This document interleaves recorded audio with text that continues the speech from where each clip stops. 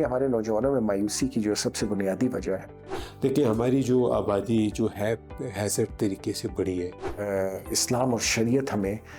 مایوسی کے حوالے سے کیا درس دیتی ہے؟ دیکھیں اگر ہم کسی جگہ میں رہتے ہوں وہاں پہ امن نہ ہو، باقی آپ دنیا کی ہر سہولت وہاں پہ پرووائڈ کر دیں تو وہ ساری یوزلیس ہو جائے گی۔ کہ کسی بھی ملک میں یا کسی بھی خطے میں جب مہنگائی ہوتی ہے، جیسے ان امپلائمنٹ کے ایشوز ہیں، پھر اس کے بعد ہے لا اینڈ آرڈر کے ایشوز ہیں، یہ سارے جو ہے جنم لیتے ہیں۔ آف کورس یہ سوشل ایشوز ہیں، ایک کے ساتھ دوسرے کی کڑی جڑی ہوئی ہے۔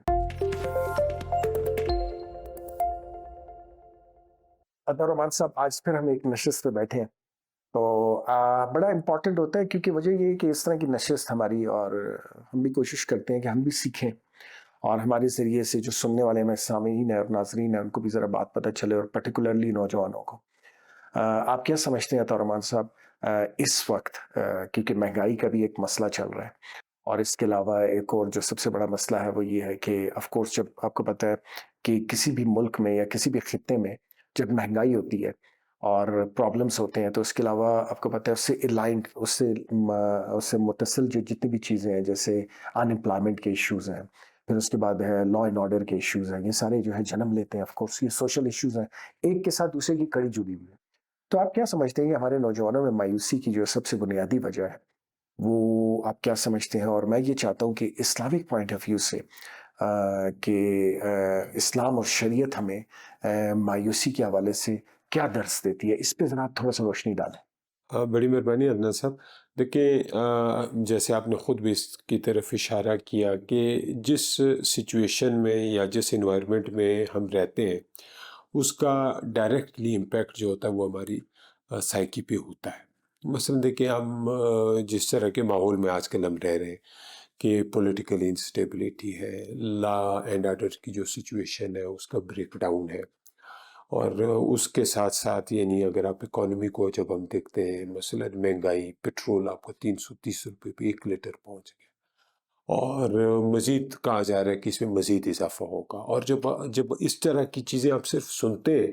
تو صرف نوجوان نہیں، ایون جو میچور لوگ ہیں ہمارے اور آپ جیسے، ہم میچور تو ہم اپنے آپ کو نہیں کہیں گے، لیکن یعنی جو 40 وہ کہتے ہیں fool indeed, fool at 40 fool indeed, تو ایون وہ بھی پریشان ہو جاتے ہیں کہ پتہ نہیں آگے میں نے بچوں کو اب کس طرح میں ان کے جو بڑی بیسک ضروریات ہیں یا اپنی فیملی کو میں آگے کس طرح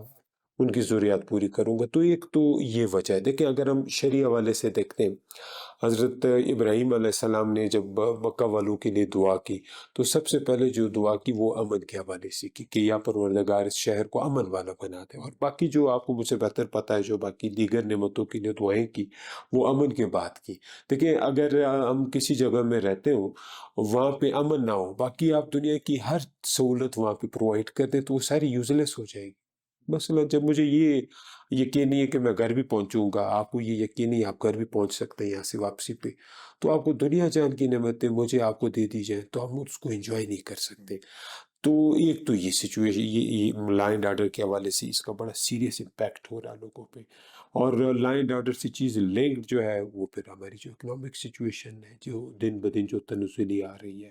IMF کے حوالے سے جو خبریں آ رہی ہیں، اور پچھلا یعنی یہ ایک ود آؤٹ وہ ہم کہتے ہیں انڈلجنگ ان پولیٹیکل ڈسکشن، ہم کسی ایک پارٹی کی ہم نہ بات کر رہے ہیں، نہ ہم کسی کو سپورٹ کر رہے ہیں، نہ ہم کسی کے خلاف خدا نخواستہ کوئی بات کر رہے ہیں، لیکن اور آپ پچھلے کئی سالوں سے جو ایک ٹرینڈ چلا آ رہا ہے اکنامی کے حوالے سے وہ بڑا مایوس کن ہے۔